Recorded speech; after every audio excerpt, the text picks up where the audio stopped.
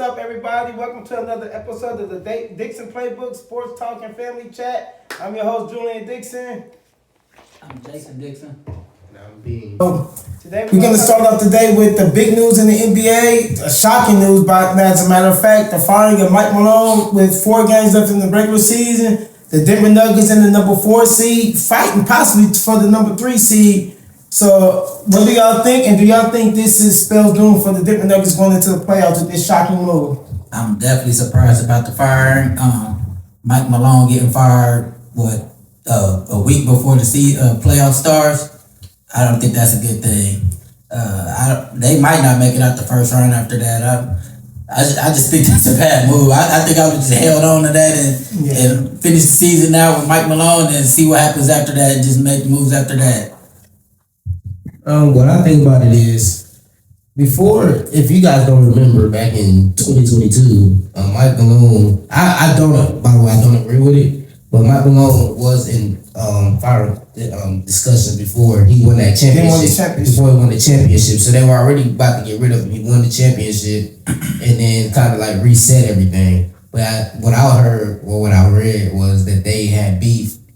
Well, with Russell, it had something to do with Russell Westbrook. Oh Lord, that's From what I heard, he was too tough on the players. I feel like these players don't like being held accountable for their actions. They don't like for a coach to call them out on stuff. They just too soft. I don't think it's necessarily that though, but these players ain't gonna tolerate disrespect. Because Mike Malone had the same issue with Boogie Cousins when he was the coach out in Sacramento with Boogie. He got into it with them, so he's never been a person that got along with the players. First, to answer the question, I don't agree with it. As a Lakers fan, I'm glad. I cannot stand Mike Malone. He talked too much. I don't like all that stuff he used to say. He was very cocky. So I'm glad he gone. All that, who's your daddy? Now you can go be a daddy to your kids at home because you ain't coaching no more. So I'm glad that they. That didn't have nothing to do with him getting fired. I know. You just went out of the I'm just saying. I'm glad he got. I'm glad he got fired. I don't like Mike Malone. The question was, did you agree with it? Not if you like it. I said I agree with it. I mean I don't agree with it. I do think that.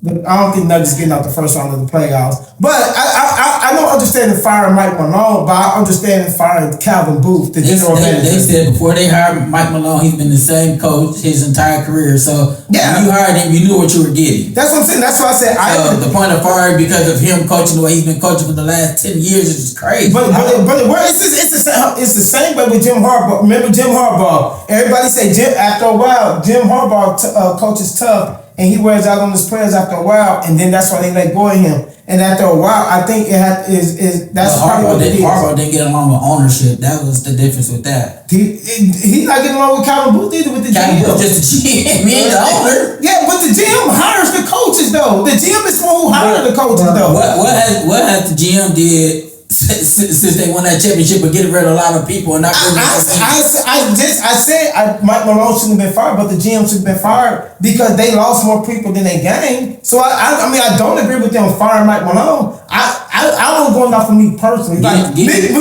saying what I said personally is different from how I feel. Personally, I don't care because I don't like Mike Malone. But in the basketball terms, he shouldn't have been fired. Getting rid of Bruce Brown was the worst decision that they made. KCP. I feel like Bruce Brown was... Contagious Cowboy Pope. I feel like Bruce Brown was the worst. And they have never recovered from that. I ain't going that far. I wouldn't go that. I wouldn't necessarily go that far, but I mean, it was a big loss. They had a deeper bench. The bench is not as deep now. It ain't deep at all. I mean, regardless of what y'all think about Russ is good come off the bench. He has his flaws with turnovers and everything. But they got like two players that come off the bench. Turnovers. They got like 2 players. Yeah, they only go 7 deep. But they got a nice young talent. Like that's what I heard. They said they want him to play more than young talent. They got like Pickens and all that. And Peyton Watson and all of them. Over Rush. And then he's still playing Rush. Yeah, it wasn't even just, it was just the young talent as a whole, the Zeke Najis, the Peyton Watson, all of them, they wanted him, Mike Malone, to give them more playing time, and he refused to do it. Mm-hmm. So it was just a mix up, it was a tearing between that. But I think losing KCP was huge too, because KCP is a really good defender. So he was able to neutralize, and he was a 40% 3-point shooter for them. So, but now by them adding Russ, kind of like to take the spot. We all know Russ is a liability. I do think they found gold with Christian Braun, though. I do think Christian Braun was a nice add for them. But do y'all think this officially? Do y'all think with the firing of Mike Malone, the Nuggets are still title contenders? Yes. No. Yes. No. Anytime you got the best player in the world, you have a chance. You still have to have a coach, though. You still need Hence X's on and LeBron O's. James. We seen it with LeBron. But you still need X's and O's. If they come up, if the other team come up with a scheme to take Joker out the game, how can their coach counter that scheme? How did Cleveland do it in 2006 and 2007? And I'm not comparing Jokic to LeBron, but I'm saying LeBron was the best player. Well, he wasn't the best player in the world, but Jokic is the best player in the world. See the difference in that though. How you bring up Cleveland and Denver. Cleveland did it at the beginning of the season, so you still had a long. This is a week before the playoffs start, so that's a big difference. Did you name the coach that they had though? They had David Blatt. They fired David Blatt and put Tyronn Lue in there. After winning the championship, and Tyronn Lue was a good coach though.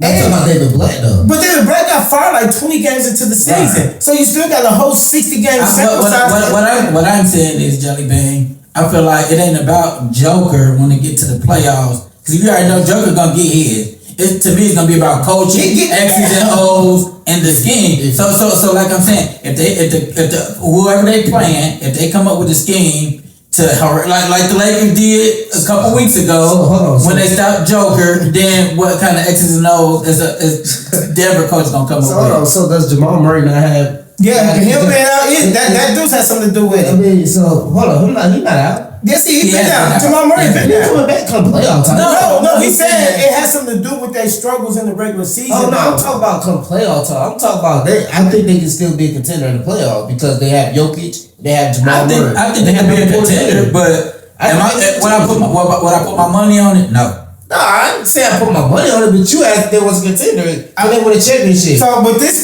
me answering the question, I'm kind of torn because I kind of agree. As long as you got Joker, you're a contender. But you fired your coach a week before the playoffs. That's big. Like to me, I think that. And they actually said Joker got along with Mike Malone. So Joker and Mike Malone or Jamal Murray, from what I heard, they had no issues with Mike Malone. I think that was big. When he was okay, so they said one of the things that sealed Mike Malone's fate was that comment he made that we saw earlier when he was calling out the players, saying they don't study no film, they can't take criticism. They not studying film, nothing like that. One person we know for doggone sure he ain't talking about this Joker.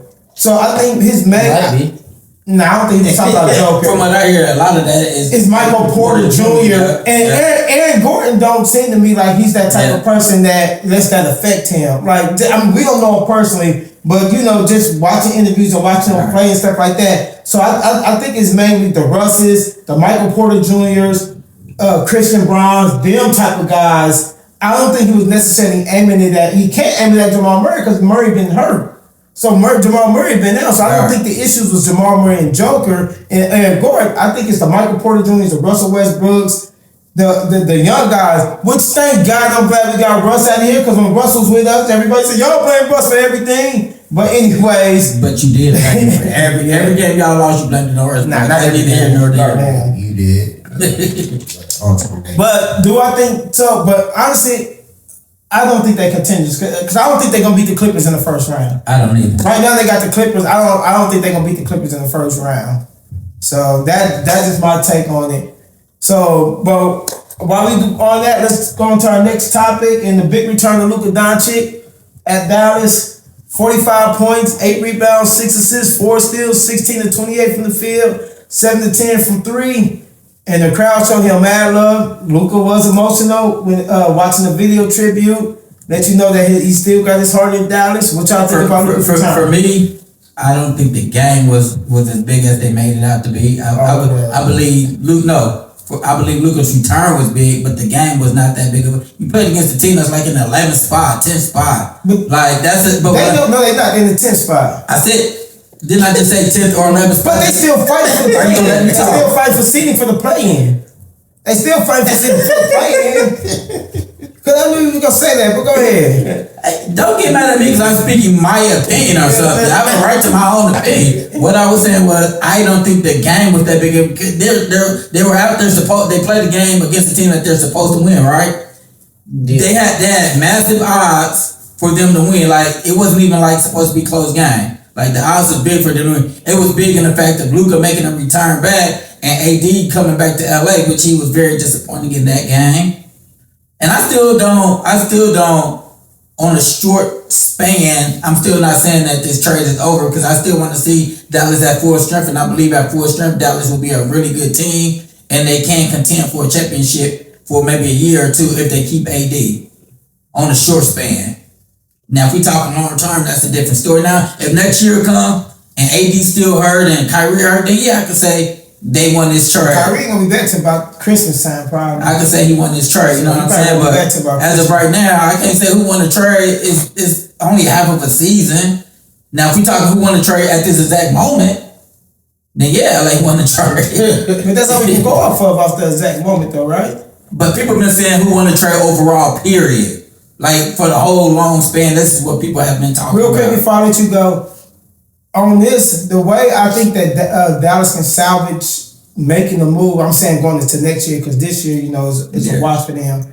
I think they need another point guard who can play make while Kyrie is out. Like if they can get a legit point guard. Well, it's too late now. No, I'm saying for next, that's what I'm saying for next year. Then he can play make. Nah. Because what you saw is like AD needs somebody who can get him the ball. Yeah, who can get him the ball. Like last night they had nobody who can get him the ball. Like Spencer Dinwiddie came off the bench as the point guard, but Spencer Dinwiddie is not a point guard who can create open shots like a legit point guard who can get AD the ball. Until Kyrie come back, that's what they got to focus on getting in the offseason to make the trade salvageable where they can get the best value out of Anthony Davis until Kyrie ever get back. Because I do agree with you. If Kyrie come back 100% healthy, I do think at least for next year, at least they could be title contenders. I thought they would have been title contenders this year if healthy. Yeah. But the issue is dudes got too injury prone, guys, and how Kyrie is going to come back. He used to kill us when we used to call Anthony Davis injury prone, though, didn't he, Jelly Bean? When we talk about AD,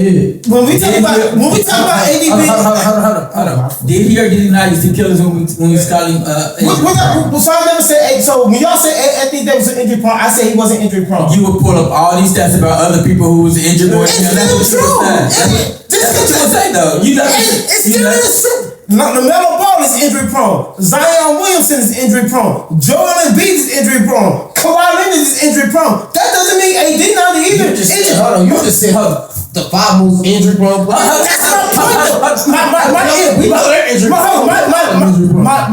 My issue was the street clothes thing, and I'm like, dog, y'all trying to put that on him when it's people who more injured more than him. People act like AD missed a whole season, and he don't.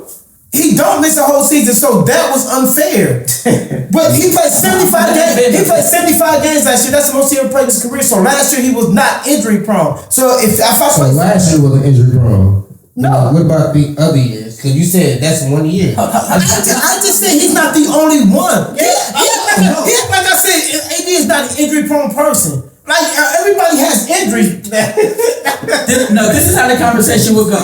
He would say AD was injury prone. He wouldn't say, yeah, you're right, but he's not injured this year. The first thing he would say was, y'all always all calling AD injury prone. What about this guy? What about this guy? That's what I just said. Is that not what I just said? No, the first thing you said first was he is injury prone, wasn't it? What I just said was, he's not the only one. You would never say he was injury prone before. All you would say was bring up the other people that was injury prone as well. You see what I'm saying, Jelly? No, I don't. No. Jelly Bean do see what I'm saying. Because that's how you act. That's how you act. No. Like I said before, when it comes to the Lakers, everything changes. And now he's not with the Lakers. Now he's flipping back over to the other side. He was injured when they made the damn trade. What was you talking about? When they made the trade, he was injured. Why are you getting so emotional, buddy? Bro, when they made the trade, he was hurt. Like when people talk about him, they act like he's the only person that stayed hurt. He's not the only person. But I will say you had never called AD injury prone. You never would say injury prone. When I say injury prone, I mean he's a guy who gets hurt. Do he miss whole seasons? But you would never say that. Is what I'm saying. Okay, okay, I say AD is an 82 game player. All right. Anyways, what was your take on the Look, thing? when he wrong, he want to stay up there. He want no. I'm being dead serious, wrong, bro. So me and Judge be both lying on you. What you saying? So he made it seem like I'm saying like AD play all the games. He just play. Last year they was talking about AD gonna get hurt. I said you can't call him injury prone now because he's played 75 games. He has not missed a lot of games to start this year. Before we made the trade, he did not miss a lot of games. He only missed up to like 5 games. So I'm like, if you play 75 games through the first half of the season, you only missed 7 games. You keep harping on you can't keep saying that when you're not saying that with nobody else, and you don't say that about no other player. Okay, now can I talk? Because I let you talk without interrupting you.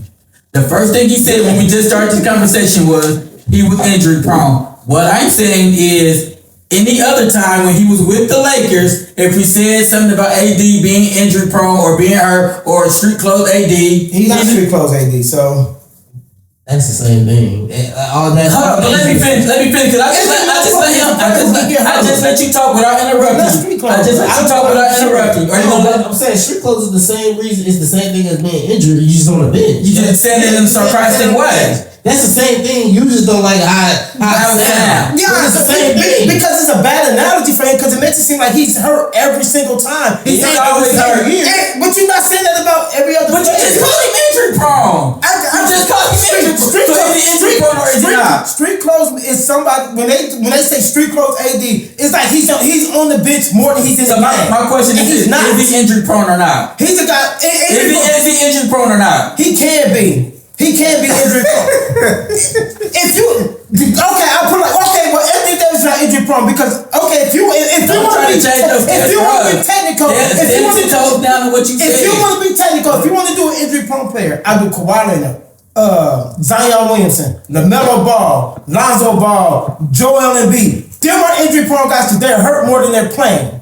So but the conversation is not about Kawhi Leonard, Zion Williamson. We having a conversation. We having a conversation about Anthony Davis. So Anthony Davis is a guy who can get hurt. Because in the playoffs he's not. Because Anthony Davis has never missed a play. He's missed 2 playoff games in his whole career. You're not 10 toes down on what you said. He ain't even with us on top. What are you talking about? You're not 10 toes down on what you said. Anyways, he always get riled up. He's getting riled up. Anyways, go, gentlemen. What y'all take on the game? I mean, it was just Luka doing Luka stuff, man. I mean, it's nothing to it. I expected it. I actually bet him for a triple double, so I was one of the people that lost weight. I was definitely surprised he did double teaming though. Yeah. Then you want double team in the second half. It's too late now. He cooking now. It should have came up the game, did him like Houston did Steph Curry. Yeah, I wasn't. Because if he missed shots early and shots don't go in, it can affect him in the second half. You know what I'm saying? So but if you get a shot going down early, you're not stopping him. I've seen this dude shoot a one leg out of bounds 3-pointer in that game, bro. A one leg 3-pointer out of bounds. It was nothing but nets. Well, I predicted 50 points from him. I had a 50-point triple double. He didn't get the triple. I thought he was gonna get the 50-point triple double. I did. I thought he almost got the 50. And AD looked like he was out there scared. But I'm not surprised with what Luka did. I was more disappointed with what AD did because I thought he was gonna be more aggressive. Even though he was being double teamed, AD too skilled for that, and I think that's the problem that other people that people who didn't like AD as a number 2 or consider he could be a number 1. I think stuff like that is what they point to that's missing from his game to take over the game, the big moment thing. Because there was moments where he had Luka or Austin Reeves on him in the post, and he would pass out the post because he's expecting the double team to come instead of just getting the ball and going. Nothing Luka did last night. I was surprised. And it technically was a big game because we hadn't locked it to number 3 seed. We hadn't even locked it. We could still drop to the play-in spot. So it was a good game for us. I said a big game for us. Like it was a game y'all was supposed to win. And then for Dallas, it's not like it was the OKC or Denver where it was the top of the top. Yeah, but then early in the playoffs. In Dallas, they were fighting for that number 9 seed. They could have moved up for home court for the play-in tournament. For that, but nothing Luka did surprised me. I just knew AD was going for 30 and 15. I just knew he was going for 30 and 15, and he was just content to drifting out on the perimeter, which is He looked scared. He really did. He looked like the moment was too big. He really did, which is surprising because you were an NBA champion. You played in the NBA Finals and you won the championship. So that's the thing that surprised me more than anything was the way he played the game, the way his approach was to the game. Like I was super shocked by that. So, but that's the big criticism that people have on AD when he was with LA, and they say you're supposed to take over the number one spot for LeBron. Like that was his chance to show that he can do that for Dallas in the big moment because he has done that for us. Like he's shown that he can be the number one guy for us with his play. But that moment right there, like, because they made. That's why I always say that Laker team was supposed to be AD's team, but he never wanted it. And then too, the thing about They it, never get that number one spot on the Lakers, but they want to give it to him. They tried. But he don't have that mentality, I guess. But I think the biggest thing is I would have thought Eddie would have felt disrespected. Like I'm hearing y'all cheering for Luka, y'all chanting Luka, y'all talking about fire Nico, and I'm the guy that you got, and I'm a top 75 player. Like just got a nobody, right? Like yeah, like that. Like they made it seem like Dallas just got Max Christie and Jared Vanderbilt. Not saying Vando is a nobody because I love what he do for us, but I'm just saying like you got Max Christie, Vando, and Marcus Morris or some stuff. Like you got that for Luka. Like, bro, you got me. Like I wanted to see the AD in the very first game with Houston. Remember before he got hurt? Yeah, that's what I want to see. How did you feel about Anthony Davis' performance? Underwhelming, really. It's really nothing else to say. It's just underwhelming. 13 points, 12 rebounds. It's not gonna cut it in a win in a big game. In a big game, you just can't do that. I thought the moment was just too big for him too. So, but hopefully he bounced back and they won't be able to play each other in the first round. But hopefully they see each other down the line and he can make that up. Before we switch to the next topic, I want to ask you, Chris, see if you I don't know what you think about this. Me and you talked about this off camera before. The Dallas fans' reaction. How do you feel about the Dallas fans' reaction? It was well deserved. Luka just took them to the finals. They got an idiot GM that decided he wanted to bring it to the Lakers. The fans can't do nothing about that. They have every right to cheer for him. My thing is this. I don't mind you cheering for him in the opening, ceremony. Praising him during the at the beginning of the game. But at the end of the day, if you're a Dallas fan, you cheer for your team. That's just my perspective on it. I can't go to a game and cheer for somebody who's wearing the team jersey. If that's the case, I'm out to switch teams then. That's what they gonna do though. That's what a lot of them do. No, I'm not wearing my Dallas jersey. But my thing is, if I'm rooting for the Lakers, if I'm rooting for Dallas or whoever, whatever team I'm there to root for, I don't care who's on the other side. I'm not rooting for them. If the ball would have been in Luka's hand at the end of the game, you down by 1 point. Are you cheering for him to make that shot? So then, because if you do that, then you okay with your team losing, and I'm never gonna be okay with my team losing. I think it was kind of like a FU to Nico more of it. That was like it wasn't necessarily they was rooting for Luka, but they like look at what you traded. Look at this. But again, that goes back to what Julian said. It's not like you traded him for a bag of potato chips. But come on, man. But I'm just saying, they acting like AD is not a good player. I'm not saying you. I'm just saying, like these fans and these people keep trying to bash AD like they got a nobody for Luka. I understand Luka is a better player than AD, but AD's not a bum, and he's a way 3 times better defender. Luka, 5 times. I thought you were about to try to defend it. The way you look. The way he looked. The way he looked. No. I thought he was going to try to defend. No, because he said 3 times. That's underestimating Anthony Davis, bro. You better put some respect on this defensive skill. I was even a debate. I should have went against it. Let's go ahead and talk about who y'all got for y'all end of the season awards since we down to about the last 3 games of the season. Okay, for me, I'll just go in order. My MVP. I don't think this is a hard decision. Okay, so hold on. You don't think this is a hard decision? No. But we gotta see who he picked first. Okay. But my MVP, Shea Gilgeous gonna win it, but I gotta go with the Joker. I had an argument with my son. We had not an argument, but we had a big old debate. He said if the Joker, he said this like 2 months ago. Like 2 months ago or something. About a month ago. He said if Joker don't win the MVP, it's because of voters fatigue. I felt like that was disrespectful to SGA. Like SGA. I understand what he's saying when he say that though. Yeah, I definitely understand that. And the Joker don't win, it's voters fatigue. This man has averaging a triple double and top 3 in every statistical category. So I got this man averaging 29 points, 12 rebounds, 10 assists. He's third in the league in scoring, third in the league in rebounds, and second in the league in assists, and shooting 57%. Oh, and don't forget he top 5 in 3-point percentage too. And for the people that want to go to the team success, he's the 4 seed in the deep West. Yeah, everybody says the West is the best conference. We understand that SGA is the first. First seed, and he averaged 32 and this and that. But look at the plus minus when Jokic is off the court. Oh my God! Look at them without Jokic, and and that goes to show. And then he's also averaging a triple double. Mm-hmm. I can't remember a time where a player averaged a triple double, even though it only happened to Russ, but he went triple double. And what Jokic is doing is more impressive than what the other guy. He top 5 in every single statistical category. In the 3-point shooting, he like top 5 in 3-point. He number 9 in field goal percentage and top 5 in 3-point percentage. I really got a hot take though. You really want to ask me what? You think Joker's the greatest center of all time? Nah. I didn't say that.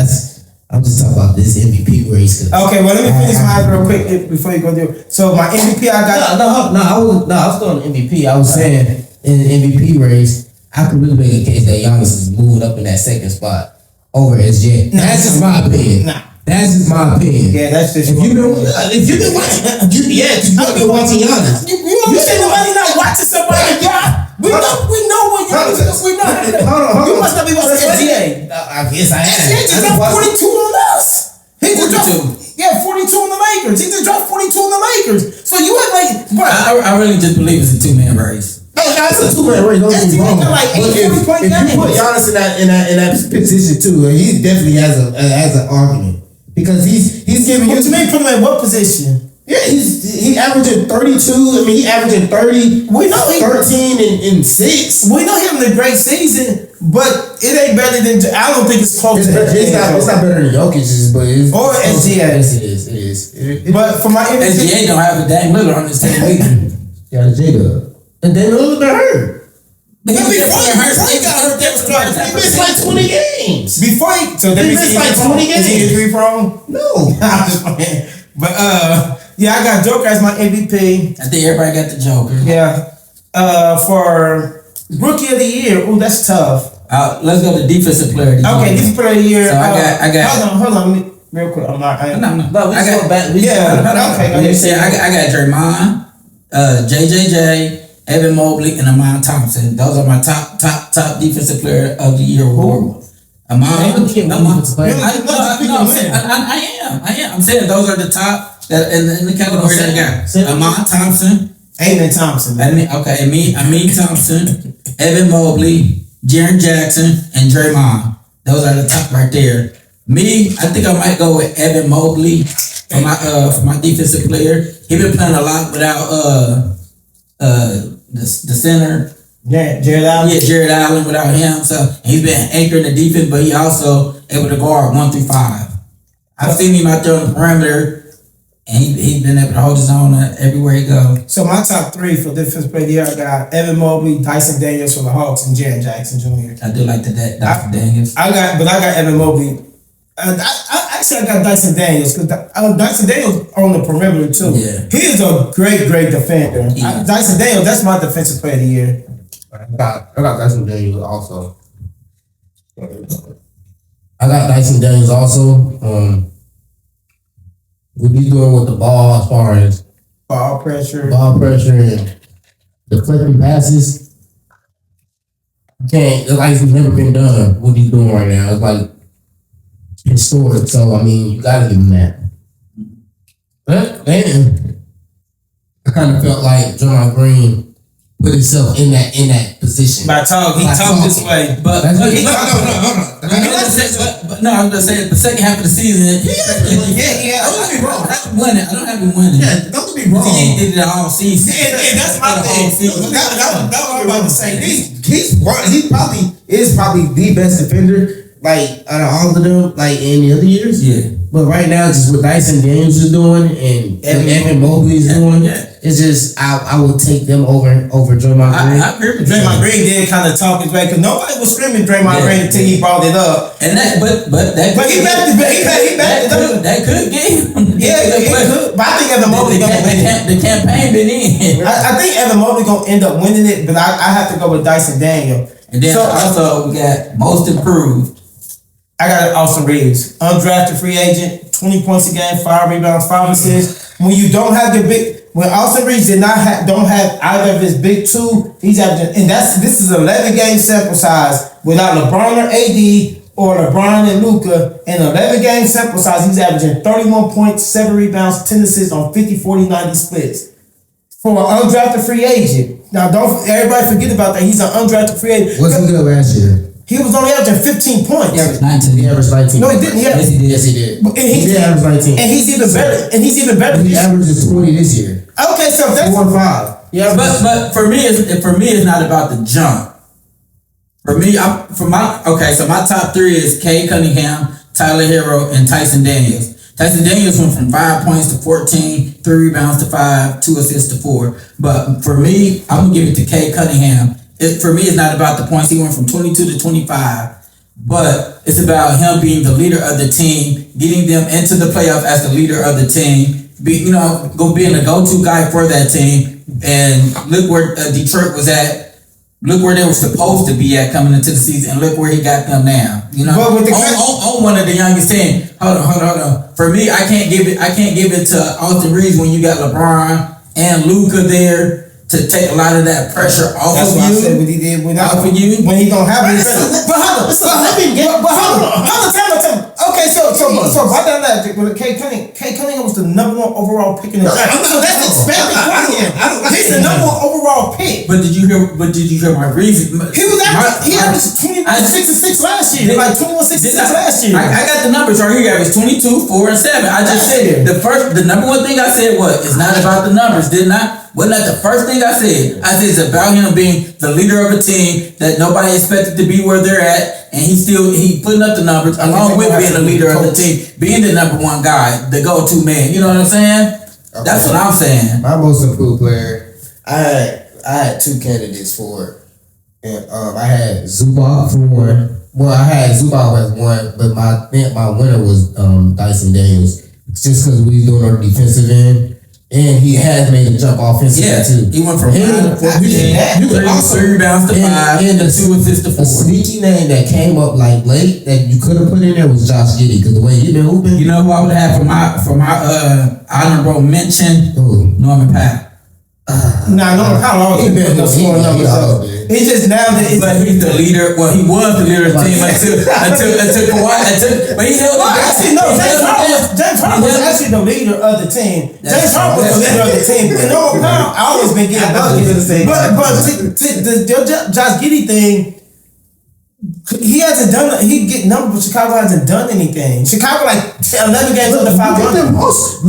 Chicago does not have a bad roster. You got Nikola Vucevic, who's a former All-Star. You got Kobe White, who's a 20-point scorer. Giddey improved, so they don't have a bad roster. Like if you look at that, they win. If you look at that roster, but they got talent. To the rest of the East, you tell me if that's a playoff team or not. They should be in the East. How? Because the East is not a good conference. Okay, so are they better than Orlando? They have enough talent. Are they better than Orlando? Yes, they got more scores than Orlando. Are they a better team than Orlando? No, because they're not a good team. Because of the players. That's my point. Because of the play, bruh. Outside of Paolo, who Orlando got besides for Paolo?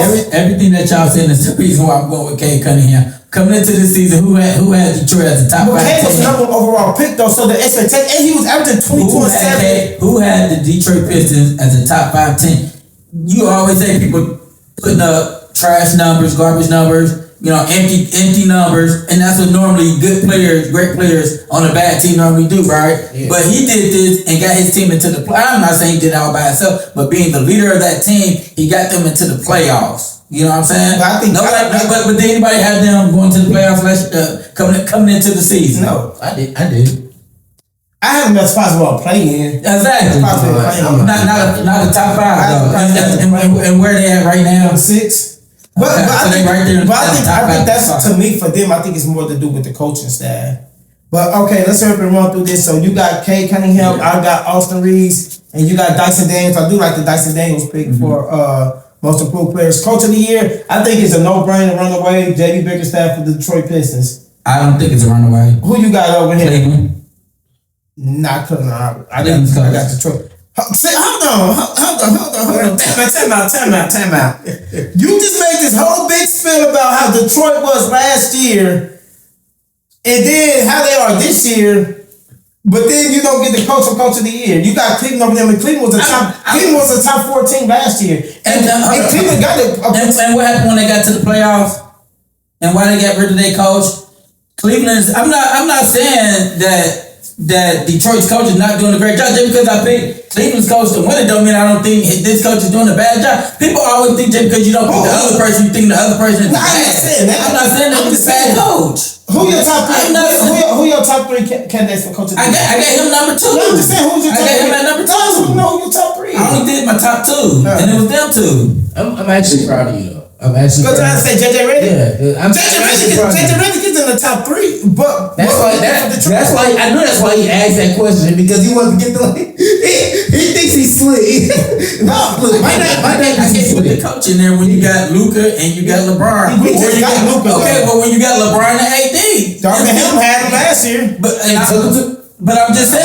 What did Darvin Ham last year? But what I'm saying is, if you're a coach and you have LeBron and AD, LeBron and Luka, you're expected, whether you get there or not is another story, but you're expected to be a top 5 team in the playoffs in the West. You're expected to at least make the Western Conference Final. I didn't say you're going to, but you're expected to when you got 2 of the top 5 superstars on your team. Okay, so I'm trying to wrap my mind around it. So if that's the case, people like Milwaukee, you got 2 top 10 players.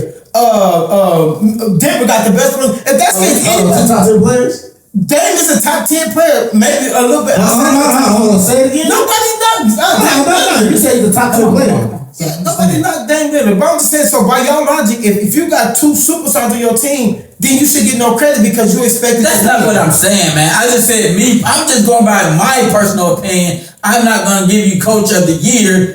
Unless you like dealing with like some injuries or something like that when you're expected to make it. Y'all keep forgetting LeBron is 40 years old. But the dude is 40. So hold on. I'm trying to figure out why are we turning this into a Laker argument. I'm not turning it into a Laker argument because you trying to. I got Jimmy Bickerstaff that's the runaway. I said it's not even close. Then why are we switching subjects about the Lakers?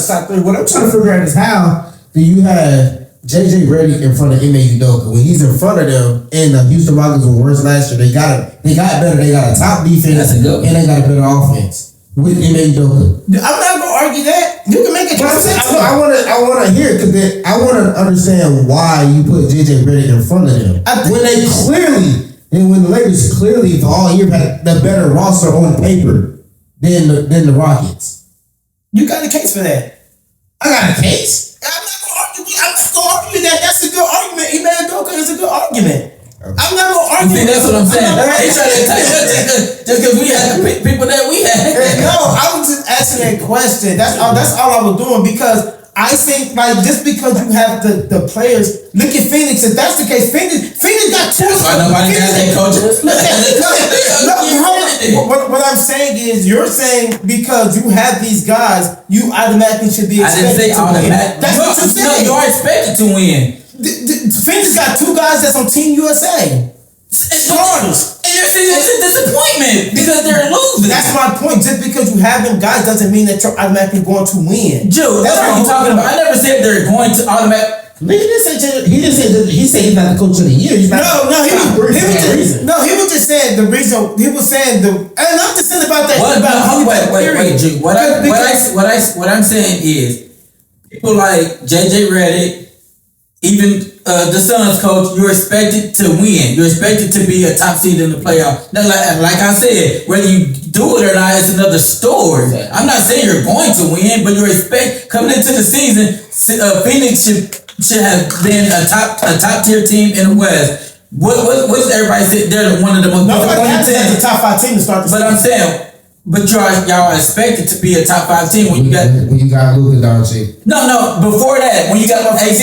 I'm talking about even with AD. What were y'all record when y'all took AD? What were y'all? We was the number 6 seed. But it was a okay. So you just said nobody projected y'all to be a top 5 team, and y'all weren't a top 5 team before y'all got. But it was a we might have been 5. I think coming into the season, they were in the West. They were somewhere 5 or 6 coming into the season. But it was, but you know, so that's what I'm saying. But you know, it was a lot of them. So no, we was number 4. That's what we was number 4 seed, but we was 1.5 games out from the 8th spot. So what was the projection for the Lakers coming into the season? Everybody has at least 6 or 7.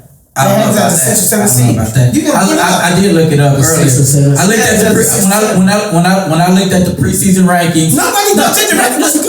When I looked at the preseason rankings, they had y'all at number 5, and they had the Golden State Warriors at number 7. They had this at 6 or 7. They had. I'm telling you, I looked it up. And everybody thought JJ Redick was not a good coach. They was like, no, he's not. He wasn't an experienced coach with no experience. It's a difference. How can we say he's a bad coach? They didn't kill him for being a bad coach. They killed him because they said he got hired because he was LeBron's fan.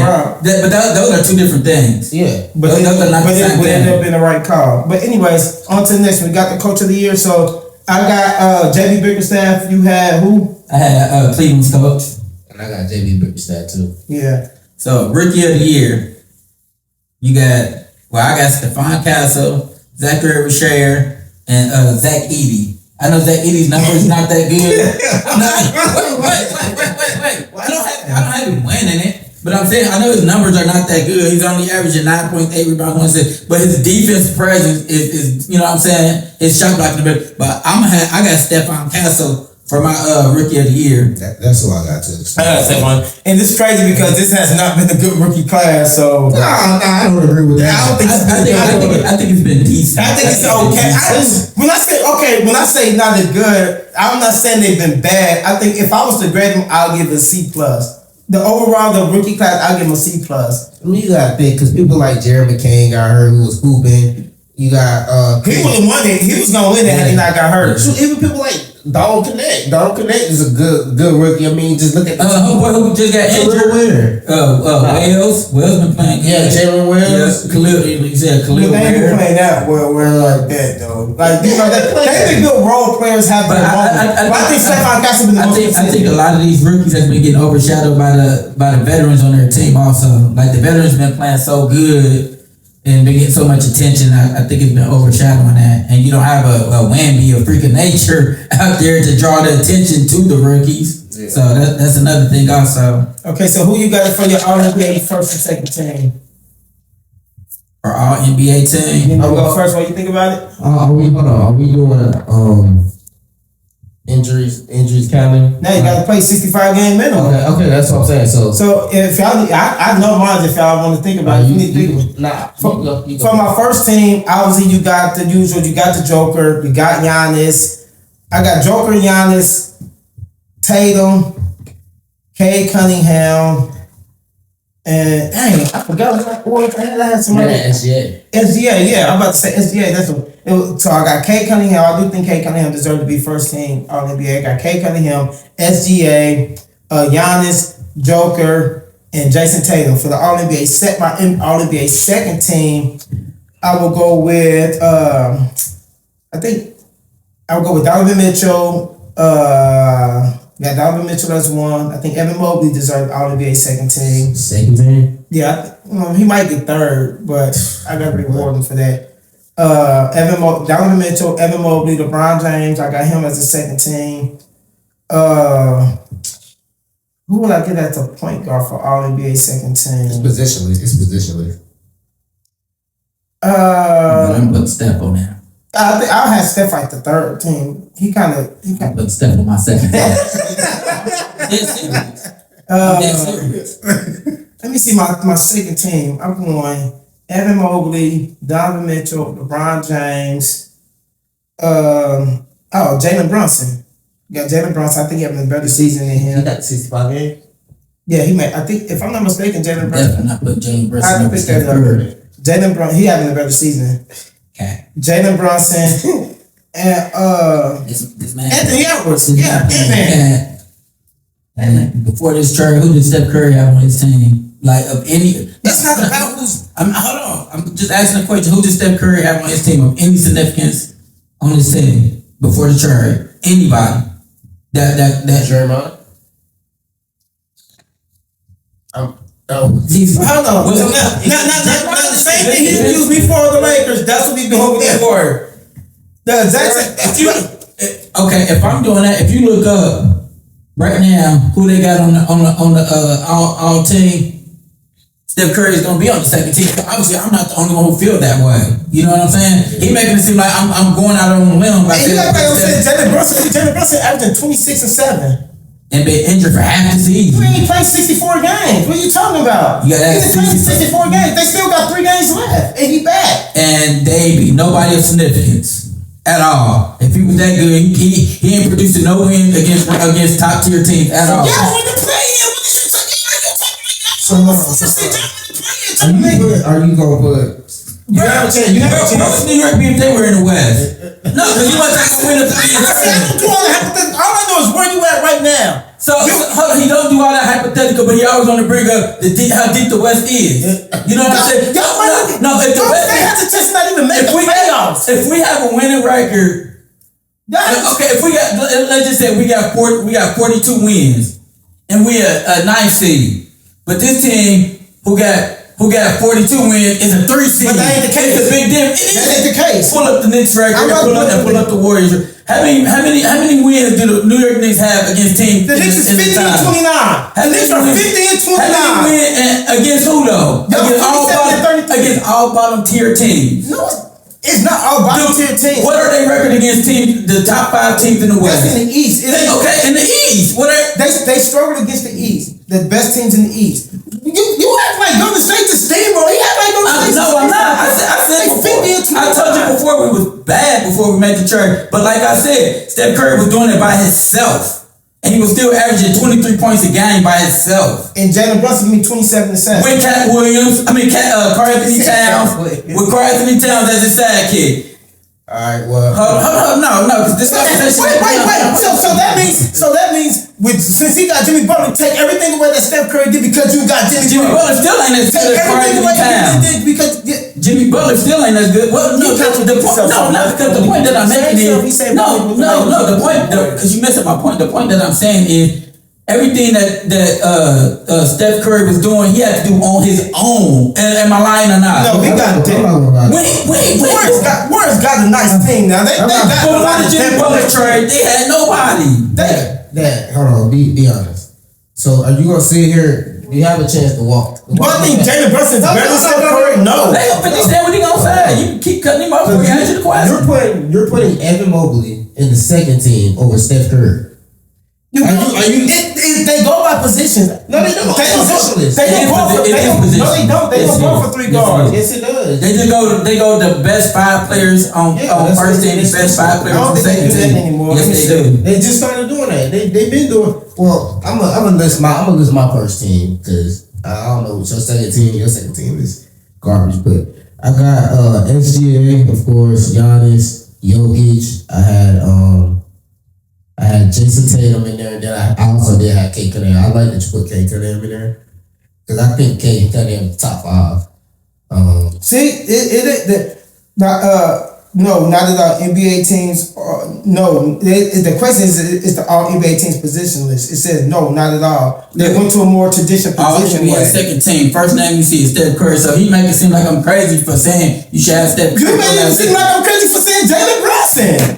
So like you're crazy for saying. I ain't gonna say you crazy. I'm not gonna say you crazy. But I'm not putting him above Steph Curry. So we about to go. So we're not going positionless. No, it's not positionless. I thought it was. They went back. It used to be positions. They went back to more traditional position. Okay, well, that's why I just pulled it. That's why I did it the way I did it. Well, in that case, then that changes a lot, man. Because then I got. In the chat, if I'm wrong, let me know if it's switch positions. But when I looked it up, it said they went back to the traditional way. Well, my center is Jokic, power forward Giannis. My 3 is Tatum. My point guard SGA. Shooting guard. Because I want to put K Cunningham right there. I'll go with K. No, he's not a shooting guard though. That's what I'm saying. Are you talking about just guard? I think it's just guard. Yeah, they go guard. Okay, well, yeah, then K. Okay, and I agree with the same thing you just said for first team. And then my second team, Steph Curry. Is it my second team? I gave Donovan Mitchell a nod. I got Donovan Mitchell also. I had I just went right on. Let me look at the team. It's coming back to my mind. Back to the. And by the way, chat, I know y'all hear the debate. I'm not saying Steph don't deserve to be, but to think that Jalen Brunson can't make the case to me was crazy. If he got Steph, I'm not gonna be like, oh my God, you got Steph on Jay. I'm tripping. LeBron. Yeah. LeBron's up there. Anthony Edwards. Yeah, and I almost forgot about Ant-Man too. And then you can also get Cat on there if he's played enough time because he averages. Yeah, Cat good. I thought about him. I was also thinking about Paulo. I was thinking about Paulo, but I don't know if Paulo played enough. Yeah, you missed so many games. Let me pick it up. Let me see. I'll probably go Cat. Paulo was a good one too, but if he played enough games, I probably would have Paulo as my third team. Cat is probably my center. Yeah, Paulo ain't played enough games. He only played 46 games, okay. So he won't qualify. So that's my Cat. That's my. And who you got? Jason? I had the same as him. Okay, on both first and second team. Definitely first. On my second team, I got Steph and Donovan Mitchell. I got Karl Anthony Towns. I thought about Cat over Mobley. Yeah, LeBron James and Anthony Edwards. Yeah, I thought about. I was really about to say Cat over Evan Mobley, but I just felt like I had to reward Cleveland for the season that they had. So. But before we get out of here, we want to congratulate Florida Gators. Hold on. What's your defensive team? But they only do first team. For them all defensive team, I got Draymond, Evan Mobley, Jaren Jackson Jr., Dyson Daniels. Who was that fifth one? Oh, that's tough. Because they don't go by position for defensive. You said who? I got Draymond, Jaren Jackson Jr., Dyson Daniels. Evan Mobley, and who is that fifth one? That kind of tough. I didn't think about the all defensive team. What would be that fifth one? Ahmed Thompson. Yes, sir. Well, he's tough on defense. Yeah, let me pull this up because I might have this. Mine is I don't have Jaren Jackson in my defensive team. I got Bam in there. I got Bam. I take Ahmed out and put Bam. I take Ahmed out and put Bam. You take Ahmed out and put Bam. You got all bigs in your. But the defensive team is positionless for that. I know, but I mean, it's some guards and some forwards out there too. That's playing good deep. Well, you did have Dyson Daniels. I got Dyson Daniels, Ahmed Thompson, Evan Mobley, Bam, and then Draymond. No, I'll change my last time. Okay. I got to sleep on who I got to put in, and I have to look on here to think. You better not say you better not say Laker, bro. You better not say Laker. Okay. No. But see, somebody who deserves credit, Dylan Brooks. I think Dylan Brooks should be on there. No. Dylan Brooks is a good defender. No. Dylan Brooks. Not first team. No. I got Dylan Brooks. First team. He's not the best defender on this team. Yes, he is. Because he's not the best player. Yes, he is. Jaren Jackson is. No, he's not with Memphis no more. Oh, yeah.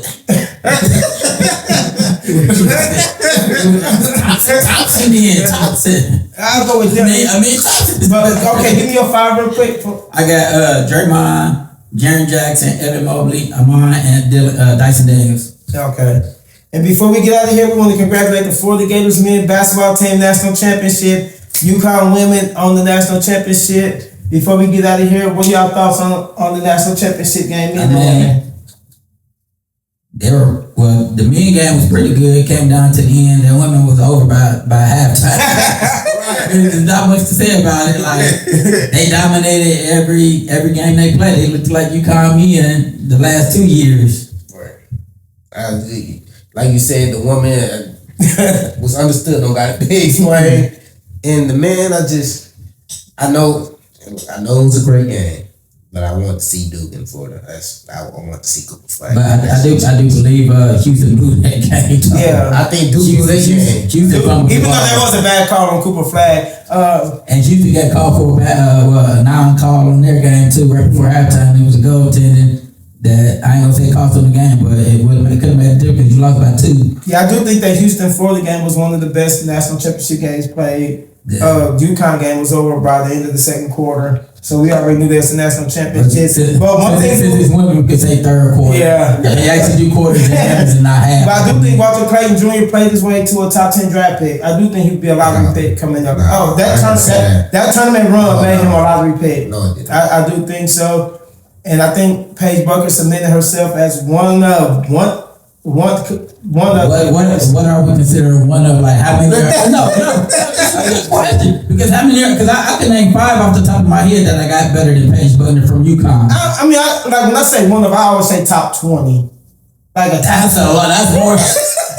That's a lot of one. Like, you got to narrow that down to the top 5. But like this, I think Paige Bucker's probably ended her career as one of the top 20 greatest women college basketball players. No. You don't think so? No. I might be reaching a little bit. Maybe I'm a prisoner of the moment. No. I mean, and I hate to say it, but injury play a lot of role, and you miss a year and a half because of injury. But she was dominant when she was out there. Yeah, but she was out there for 1.5 full years. When you got people who've been out there for 4 years, they won 4 championships, 3 championships. You know what I'm saying? Like, I can't put her over them women who won 3 or 4 championships. You know, you probably got 4 UConn players alone that won 3 championships in 4 years, 3 or more in 4 years. Right. So yeah, I'll leave it as she was a great player. No, I'm not being funny. Yeah, I'm not being funny, but she was a great collegiate player. But to say she's one of the greatest, no. And this might be, you know, some people might not want to hear, but I wouldn't even put her over Caitlin Clark. Hell no. Heck no. Heck no. I don't know. Okay, I just want to make sure we're clear on that. Well, we're going to end on that. Because she won a championship, and, you know, people like to say just because she won a championship and Caitlin did, then they want to, you know, so. We're going to end on that. We're going to end on that note in agreement for once. Thank y'all for tuning in. Hope y'all enjoyed the show. Comment, like, subscribe. Thank y'all for the support. We appreciate it all. We'll get with y'all next week. We'll talk about the NBA playoffs, get into some NFL draft. If there's anything y'all need to talk about, comment down below. We'll make sure we get to it. And Ohio State spring game is this weekend. Yeah, so we'll talk a little bit of that. Make sure all you guys check that out.